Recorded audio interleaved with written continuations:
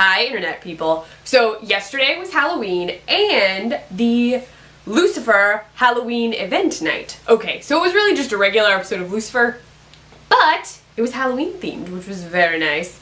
Alright, so the episode starts and there is a zombie wedding taking place at a cemetery. And the zombie wedding looked super cool. Then all of a sudden, the undead bride and groom are actually dead. They get shot by like a sniper. No one knows what happened. Everyone's freaking out. Then we move from the cemetery, where there are now extra dead people, to Lux.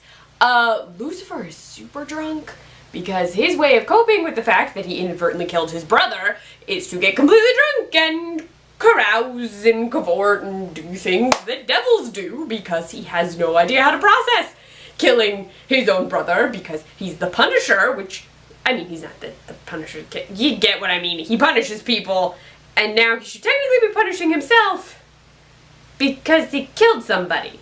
So it's a very complicated mix of emotions happening for Lucifer right now. Yeah, he's dealing with that. Chloe and Maze are not exactly getting along, mostly because Trixie was using Maze's sex swing as just a swing. I mean, as long as you don't tell the kid what the swing is technically for, I feel like it's okay. Like, it's alright, it's just a swing, as long as you sanitize it between uses, which I feel like you should be doing anyway. I don't know, I don't own a sex swing. Are there practices for that? Like, do you clean it once a month? Like, what? Anyway, I could probably Google this.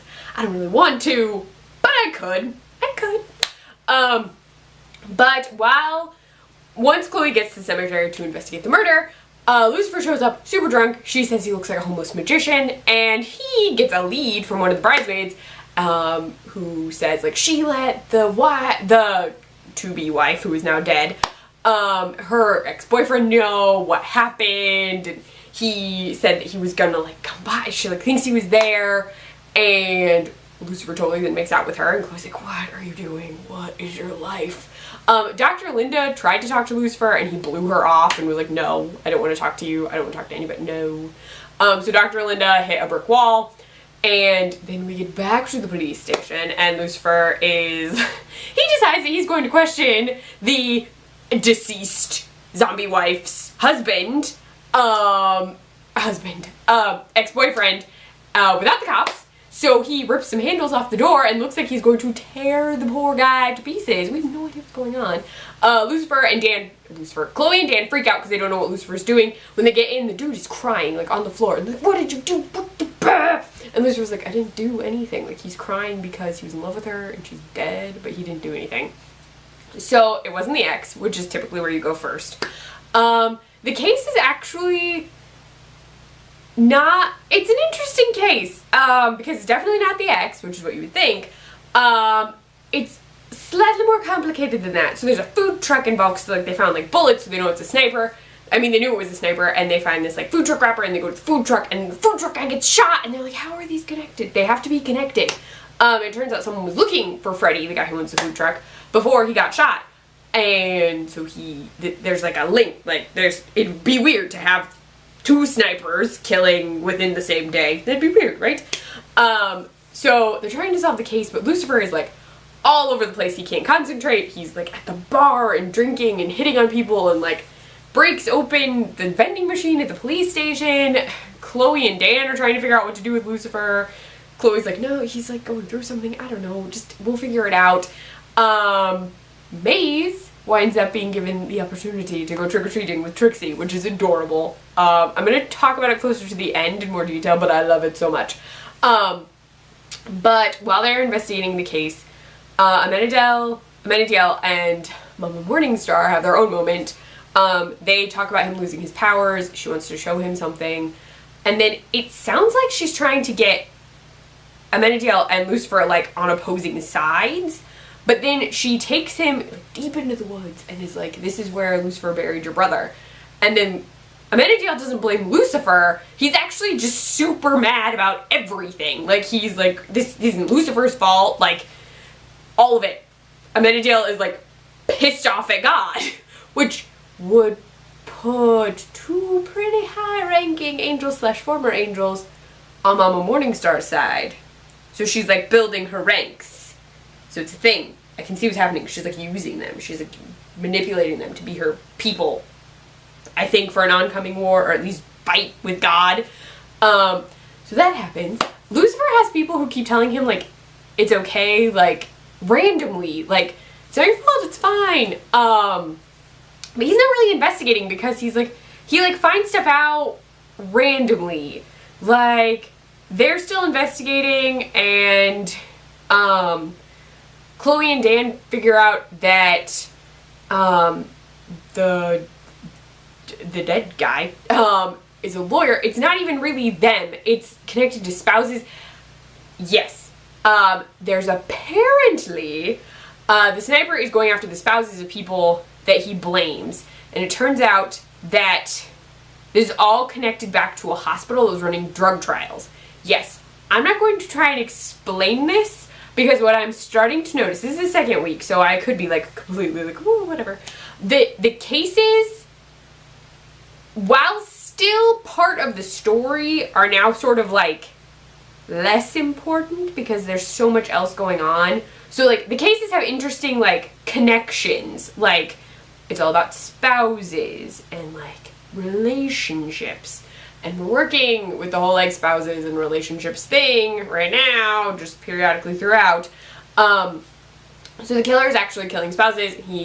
They're connected to the hospital, but like what I'm seeing are the cases are like a little unit inside the episodes now, instead of like being the sole focus of the episode or like the larger focus of the episode, because we actually have so much more to deal with, like emotional development of people, events that are happening outside of the police station. So Dan and Chloe are investigating. They figure out that whoever's killing people is connected to this like hospital drug trial because it's connected to like a firm, and they try and figure out the malpractice suits that have been going on.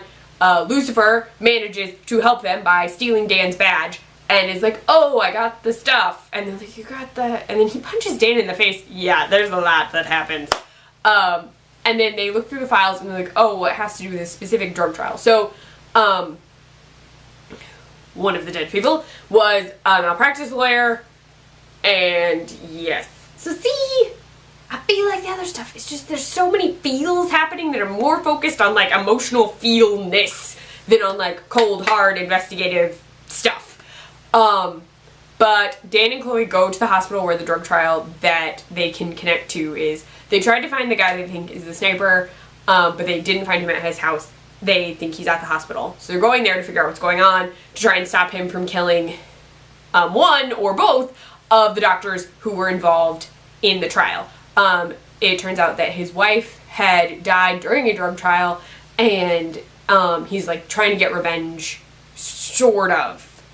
So yeah, that's happening. Lucifer's trying to come to terms with all of that.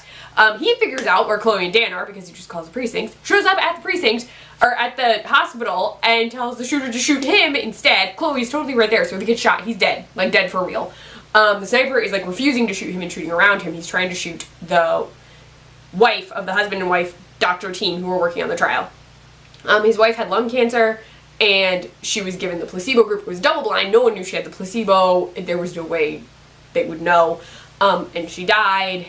And so he's trying to, like, deal with his own emotions by killing the people that he sort of blames. You see, because once he misses Lucifer a billion times because he doesn't want to shoot Lucifer, and Chloe manages to get him subdued, Lucifer talks to him, and we learn that the guy actually blames himself for not being there for his wife because he was out on mission. And so it's more he blames himself, and then he was, like, putting that blame outward on the people who were actually around his wife and could have helped her and couldn't. So it's also internal blaming, which is what Lucifer is doing. Like, see, the crimes are actually mimicking stuff that's happening to the characters more, I feel. I know that was happening in the first season too, but this seems like the actual episodes are more focused on that emotional stuff. And Lucifer is like, wasn't like, you were dealing with yourself, which is what he's doing. So he goes to talk to Dr. Laura. Yeah, he goes off because Dr. Laura said that he could talk to her. Yeah. So, okay. We're going to jump back to Trixie and Maze going trick-or-treating, which is super adorable. Trixie does not want to be a princess, even though that is what Chloe got her as her costume. So she and Maze get her a costume, and she's the president of Mars. Yes. Which is a season 1 Easter egg. Then they go trick-or-treating. Maze totally looks out for Trixie and gets her, like, cold hard cash. First stop. No lie. She gets the guy to give them cash. Then while they're out, she and Trixie are, like, talking. And Trixie's like, I wish you'd been wearing a costume. And Maze is like, well, I have something. And so Maze actually shows Trixie her real face. Like, her half-demon, like, face. And Trixie thinks it's awesome. So yeah, they go trick-or-treating and Maze is totally just Maze. Like, no glamoury disguise going on. Then we get back after time has progressed because the hospital stuff was going on during this time. It's back at the house. The house is completely covered in candy wrappers. Chloe comes in and Maze and Trixie are asleep on the couch watching a horror movie and she like tucks them in and it's very, very cute. It is super cute. I love Trixie and Maze together. They're just so sweet. It's adorable that like they're best friends and Trixie's like a little kid and Maze is a demon she's a demon who punished people in hell. Then Lucifer is with Dr. Linda and he's trying to tell her everything that happened. He's like, I killed my brother, and like he's revealing all of these God secrets, and Dr. Linda is just like, stop it. Stop lying. Just tell me the truth. You have to stop talking in metaphors. And he's like, I'm not talking. Okay, you want the truth? I'll give you the truth. And he flashes his actual face. His Lucifer scary face. And Dr. Linda is like completely frozen. Solidly frozen. And Lucifer like gets up and leaves. Yeah. So tonight was real face night, and well, Trixie handled it super well. I mean, she thought it was a mask, but who knows, she could have been cool with it anyway. Yeah, Dr. Linda is not okay, and apparently in the promos she goes to talk to Maze about it because now things are going to get very complicated because she now knows that angels and God and all of that is real and stuff, and Lucifer lives in Los Angeles. Yeah. So I don't know. I'm really, really liking this season. It's just it's really emotionally charged. Like, there's still humor. There's still the, like, what am I trying to say? Periodical crime, weekly crime, whatever. There's still a weekly crime, but I really feel like the weekly crime is there to, like, give sort of, like, it leads to emotional connection or emotional growth.